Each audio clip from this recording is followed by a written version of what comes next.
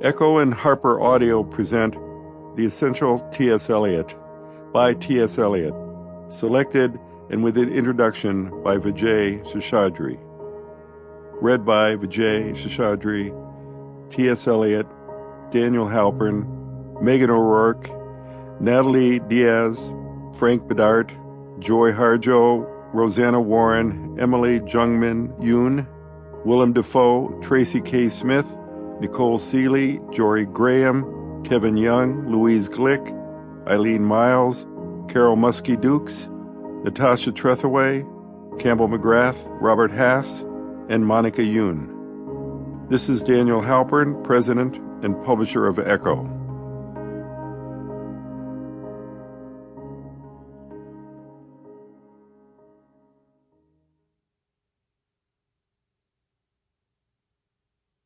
Introduction. In 1917, T.S. Eliot published, in a print run of 500 that didn't sell out until 5 years later, his first book of poems, Prufrock and Other Observations.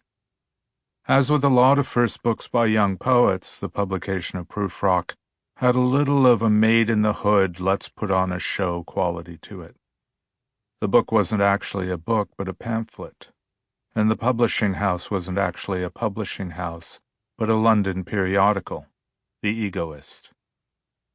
The Egoist is recognized now as a short-lived and astounding incubator of literary modernism. Then it was one of the tribal organs of a small, youthful, or recently youthful, advanced coterie of intellectuals and artists, who was sure they were doing something new, but, except for James Joyce, probably didn't know exactly what it was they were doing, and couldn't have imagined how significant they would become. A contributing spirit of the periodical was Eliot's co-conspirator and pal, Ezra Pound, in his goofy and benevolent village explainer period, rather than his ugly and malevolent world explainer period, or his shattered and tragic self-explainer one. He prevailed on the magazine to lend its imprint to Prufrock, and, also, subsidized the publication with money he got from his wife. The literature Pound loved he loved so much it might have seemed to him that he was its author. He'd announced, a little mystifyingly, that Eliot had modernized himself on his own. Pound was a big modernizer, and had appointed himself Eliot's manager.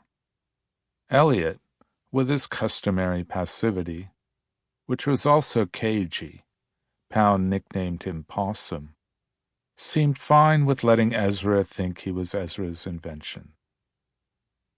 One of the first reviewers of Prufrock, again as is often the case with first books, was a friend of the poet's, Conrad Aiken, who became a major poet himself.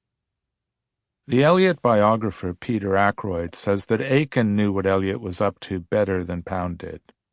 Aiken had known Eliot since college, but sustained friendship doesn't seem to have compromised his appraisals. He says in his review that the author of Prufrock is a bafflingly peculiar man. This bafflingly peculiar person was launching his literary career in a time that was going to make him radically more peculiar.